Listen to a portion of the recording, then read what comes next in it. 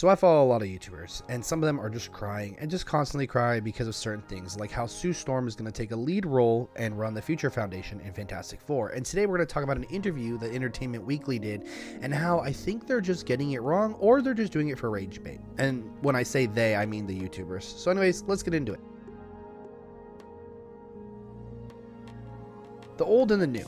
Achieving global political peace sounds only slightly harder than synthesizing the decades-long fictional history of Sue Storm. As Marvel's first female superhero, she's been part of the Fantastic Four since its first issue.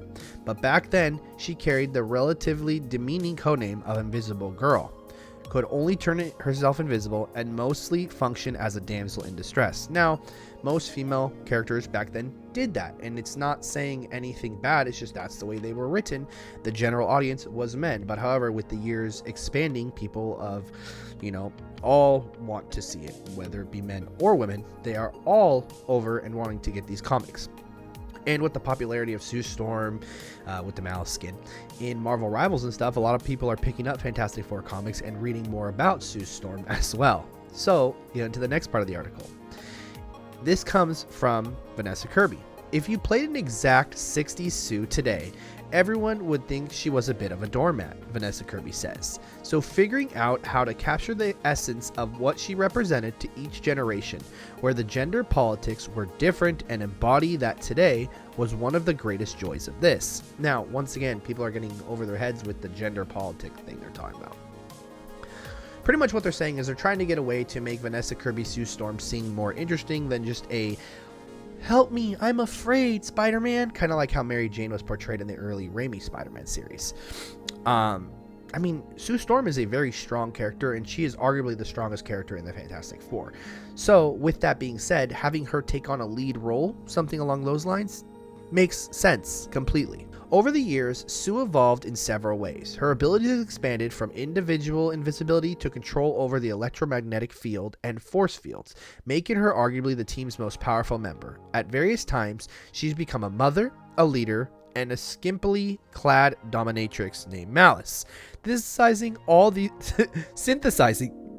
these aspects into a single character was a lot of fun for Kirby, who says motherhood in particular became the key through line. Indeed, Sue's pregnancy will play a significant part in the plot of First Steps. Now, if you don't know, Franklin Richards, their first child, is the MacGuffin in this film. We've heard that there is going to be the Ultimate Nullifier, but we've also heard there is going to be Franklin Richards, so I'm assuming Franklin Richards is going to be the whole thing, but he's also the reason why Galactus is coming to Earth after the boy.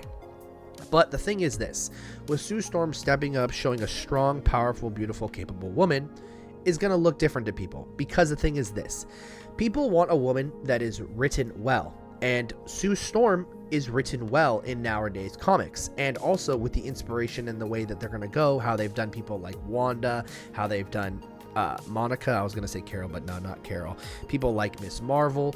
It just depends on the way the characters are written, is the whole honest truth. And I feel like Sue Storm being the mother of the group, telling Johnny, hey, let's go, telling Reed, hey, snap out of this, I know you're obsessed with blah blah blah, because realistically, if we did a whole entire film where Reed Richards was just obsessed with his work, gone for days, weeks, months at the same time, it would get boring, because in all honesty, Reed can be a very boring character. Yes, that's right, I said it, the smartest man in the world, going off and doing nothing for several issues or for several films would be really boring in my opinion. But let's keep going. Matt and I were really aware that there hasn't really been a mother with a baby in the superhero to archetype women have been getting, Kirby says. One of the things I love most from Sue's history is when she becomes Malice and all her dark stuff comes out. I was obsessed with the chapter of her life, so I wanted to make sure that there were tones of malice in there with her, that she wasn't just the stereotypical of goody sweet mother. And yes, obviously giving her character development. Once again, I don't know for sure if Vanessa Kirby's actually read a comic. I don't follow her past. I have no idea what she does. But I just know she was in Mission Impossible. But yes, to give Sue a more of an overarching kind of role and to have her being good and bad and having moral dilemmas and whatnot is what makes characters great. It's like Logan. Logan is a great character on those routes, and other characters. There's a lot of characters like that. I mean, you got Magneto, you got Wanda, you got plenty of other characters. But anyways, to have this character pretty much have to justify in her head to do something, yes or no, I think that sounds great. Kirby continues, I've always been really interested in the mess of femininity, and how can you be both? How can you be all the things? Not just the tough, invisible, powerful woman, but also a mother who gives birth, which is in itself a superhero act. I love that these characters are real humans in a messy family who argue and try to work it out and get things wrong, and make sure to eat dinner on Sunday every night at 7 o'clock on the dot, is what they stated.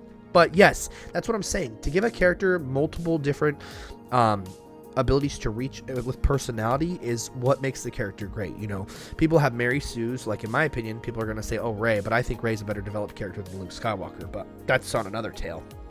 But yes, there are plenty of characters on that route that are just too perfect. Carol Danvers was written terribly. And if they can write Sue Storm more like Wanda, a little bit less grieving, but at the same time more of like a control and less of like a damsel in distress. And Wanda is not a damsel in distress. I'm just saying how Wanda constantly is grieving and grieving and grieving and grieving and then becomes a villain. I just need Sue Storm to be written better than Wanda, to the fact that people will justify what Sue Storm does, where we have people arguing that Wanda was doing the right things even though she was completely bad. It's hard to explain and whatnot, but I just hope you understand with this. Yeah, I think this was a great thing. I think giving Sue Storm the lead, obviously, too, is great. Having her and Johnny clashing more, Reed kind of in the background, kind of doing his own thing and whatnot, and then having Ben Grimm kind of consulting her in like a brother form, where like, you know, maybe Sue and Reed are constantly fighting, and you know, Ben's like, hey, you know, he's a knucklehead or blah blah blah, stuff like that. I need the chemistry that Chiklis and Alba did not have.